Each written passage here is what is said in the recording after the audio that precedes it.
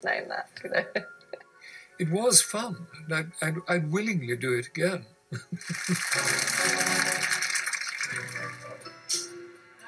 From humble beginnings in Manchester to a star of the silver screen, University Challenge has now been immortalised in the film Starter for 10. The idea for Starter for 10 came from just sitting on the sofa watching the show and kind of idly speculating about the relationship between the team members. When I was given a film script which featured University Challenge as the climax of the movie, I thought it would be a fantastic opportunity to give University Challenge the Hollywood treatment and have a lot of fun with it. I've got an announcement to make. What's that then? What? This is something that happened last term. Oh, God, Brian. Mum, don't worry, it's a good thing. Tell me then. I've got to be on University Challenge. What, that thing on the telly? Yeah. Congratulations, Brian. That's brilliant news. Cheers. Oh, God, what a relief. Why? Well, to be honest, Brian, I thought you were going to say you were gay. I am James McAvoy, and I am Brian Jackson in Starter for 10. And he's 18 years old, even though I'm not. And he has just started university, and it's the biggest thing in his life because all he ever wanted to do really was learn. And in a weird way, kind of show off the fact that he has learnt so much. So a game show like University Challenge is the perfect medium. Jackson, Bristol. Electroluminescence. Candoluminescence. Luminescence. Phosphorescence.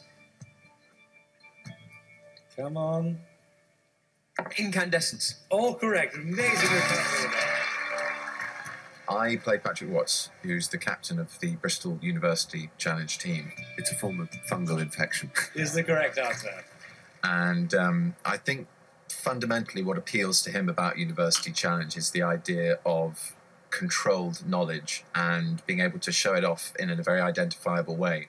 In order to qualify, you'll need to answer 30 questions in 30 minutes, and the top 3 scores join me, the captain, in this year's team. There's some lively little questions in there, so I think you're in for a pretty good time. But it is against the clock, so people, if you're ready, Let's quiz. When it came to putting University Challenge on the movie screen, one of the biggest challenges was who was going to play Bamba Gascoigne. Big one, camera. It was a very intriguing idea, and then immediately quite daunting because of his sort of iconic status. There's still maybe just time to catch up there, so here's a starter question for 10. Everybody has an idea of how he speaks and his whole persona based on their sort of childhood memories. So it immediately went from being a kind of whoopee idea to like, oh God, how am I going to do this? It's the Oresteia by Aeschylus. The Oresteia by Aeschylus. Correct? Euclidean algorithm. The Euclidean algorithm. Correct. Oniswaki Malipons. It's a great answer.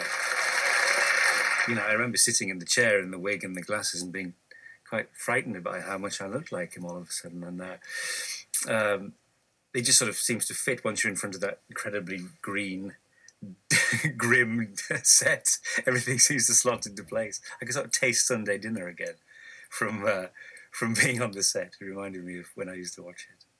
It was always very important for us to get the actual show right.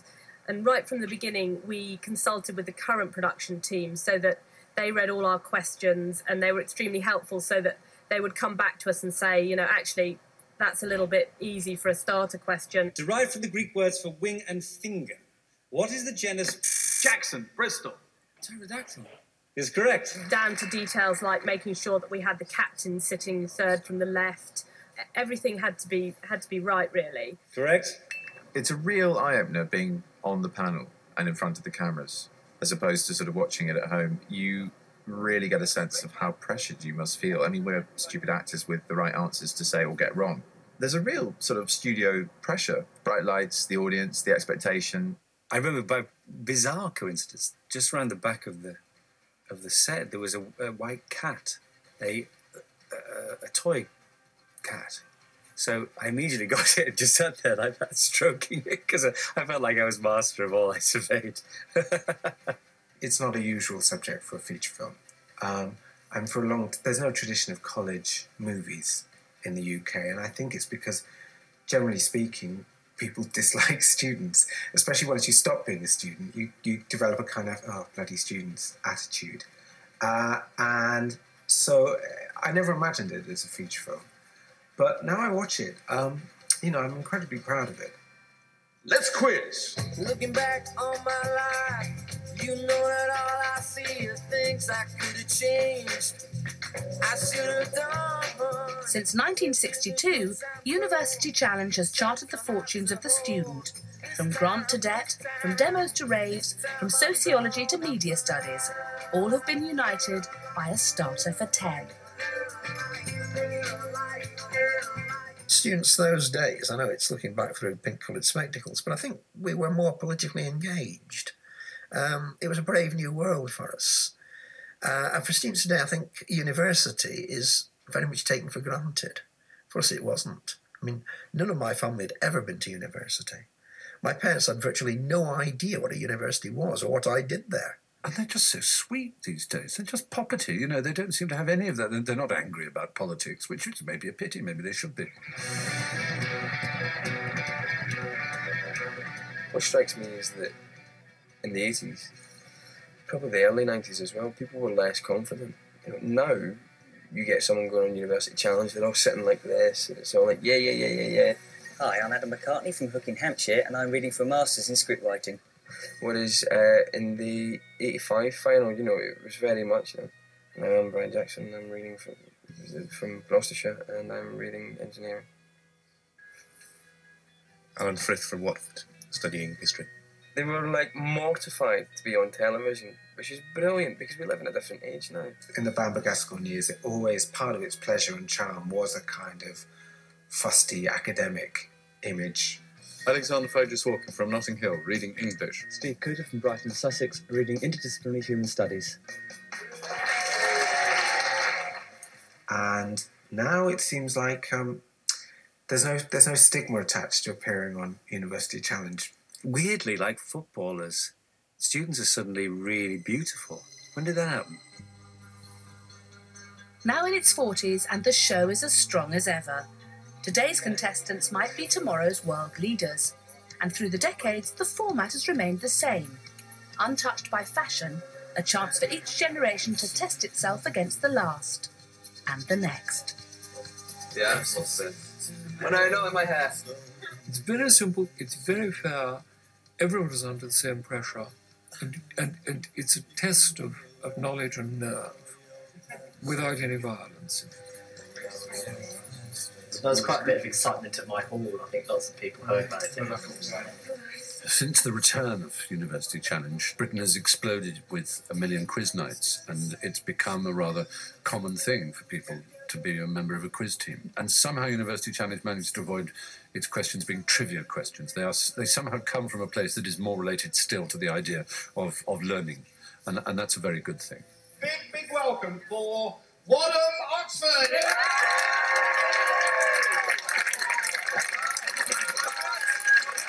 Although some of the questions and answers may still be highly specialised and not relate to day-to-day living, I think it's far more important to remember who was president of Uganda in the 70s, for example, than Jade's brass eyes or, you know, how old is Hugh Grant. Welcome for Manchester University!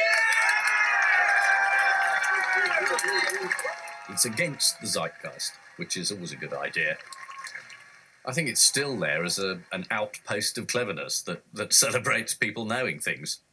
I mean, sometimes as a country we're quite anti-intellectual. And I think University Challenge celebrates intelligence in a way that very few programmes do. It's an achievement to know so much, to have such an eclectic range of knowledge. I think it's probably that makes it so special.